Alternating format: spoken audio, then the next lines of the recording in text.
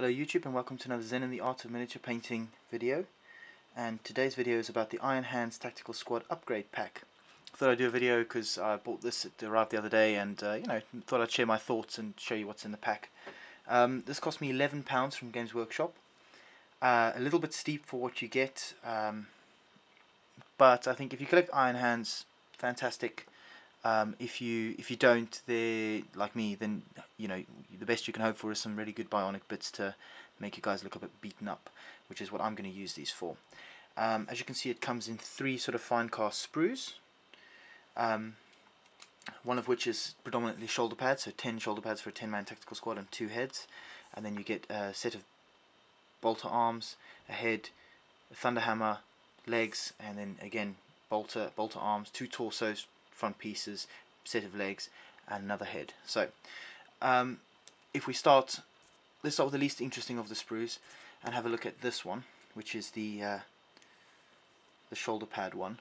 What's nice about the shoulder pads is they're not all uniform, so each warrior will end up looking just that little bit different, which is quite nice.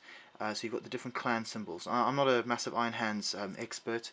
I would have liked to have collected them for the 30k project, but someone else already had dibs on them and then bailed on that idea anyway. But still, the helmets are really nice. I think this is where this kit really comes into its own, because for me, what I wanted this for was for my post-Kelf veterans. I want them to look really like scarred and beaten up. So you've got a really cool helmet here, which has got like the cranium. I hope the focus is okay, but the cranium looks incredibly like it's almost like a brain is visible, sort of corded wires and such, and he's got like a really bionic eye, in the sense that it's like massively augmented, which is really cool.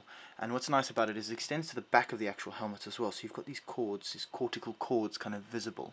So really nice little head. It'll make a guy look really like interesting on the tabletop, which is really what I'm going for.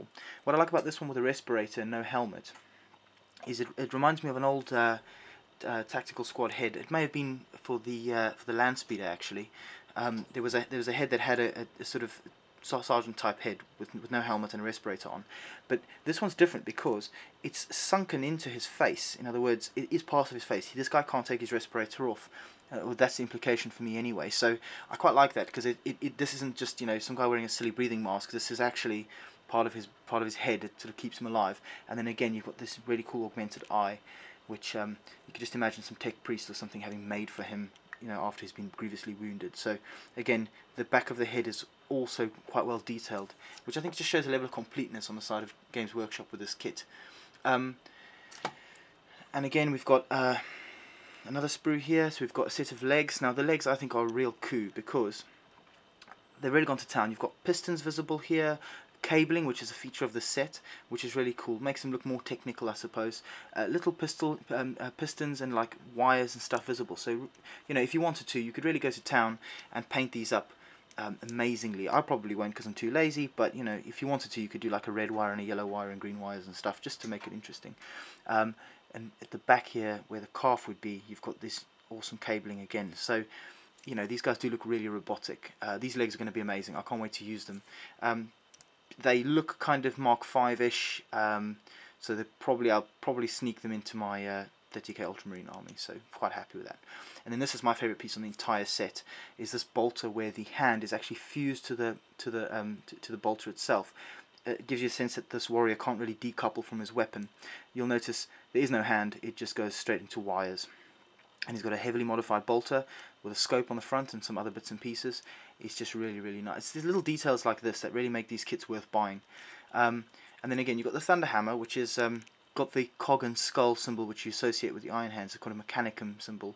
Even if you're not doing Iron Hands, you can just cut that off and you'll have a perfectly functional thunder hammer, which is really nice. And again, with the cabling, this is the really cool part, is the cabling actually connects to the warrior's suit of armor, so his power armor. It plugs in, so it gives you the sense that him and his weapon are one.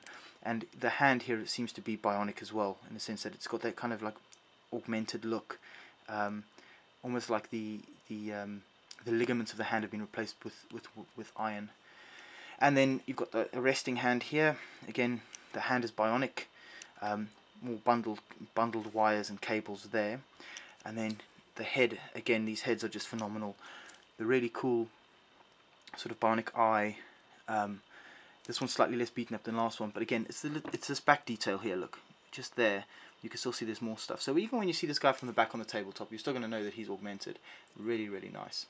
Then finally, this set here. Now, this is probably the least useful bits for me, because these are like Mark 6 legs at best, which I'm probably not going to be able to use for my 30k Ultramarines. I don't know, I'll decide when I get there. But again, cabling, pistons, you've got these nice little pistons that are recessed inside the calf area here, and the cabling visible. I don't think anyone can be really disappointed in this kit in that regard. I mean, if you could buy more legs like this, it would be amazing. It would really be nice. The chest plates, again, not particularly useful, because this is an Aquila one. It's got the Mechanicum symbol on the front, but this cabling is just awesome. So I think what I would do is probably I might use this for something 40k related, so maybe some of my Dark Angels or something, and just chop off that skull and maybe green stuff something else on. I'm not sure, but you know, just to try and Iron Hands him. The other option I have is to make a Death Watch Kill Team Iron Hands member, in which case it's perfectly fine. The only thing I would say is when you get nicely detailed, because again you see it here as well, it's not particularly fancy, but you've got these little wires and stuff sticking out that way.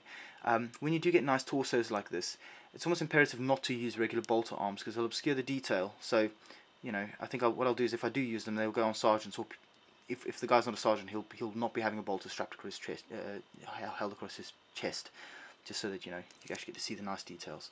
And then again, bolter plugged into the warrior, connected into his elbow joint there. Bionic hand, highly modified, just really cool stuff. Deathwatch Kill Team material, definitely, if not used in my 30k stuff.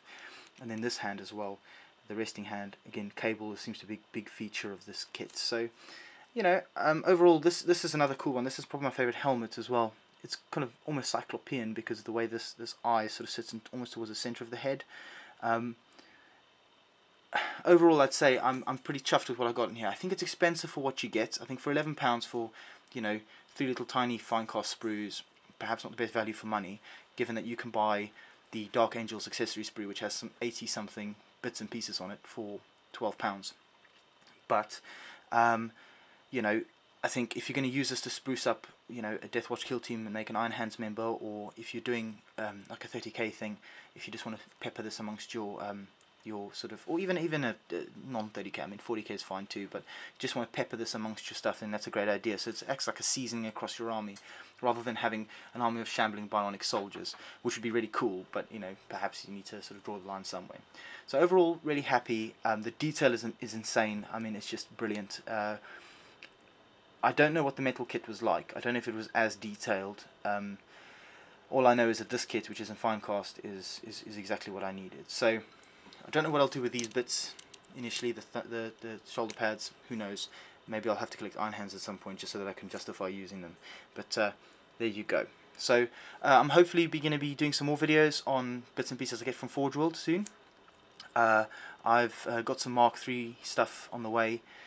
So I'll go through that as well and give you my thoughts on that, if it, of course it's valued. Please do leave comments, subscribe if you like, you know, don't if you don't, and please do give me feedback. I always look forward to it. This is David saying goodbye for now. Thanks for watching.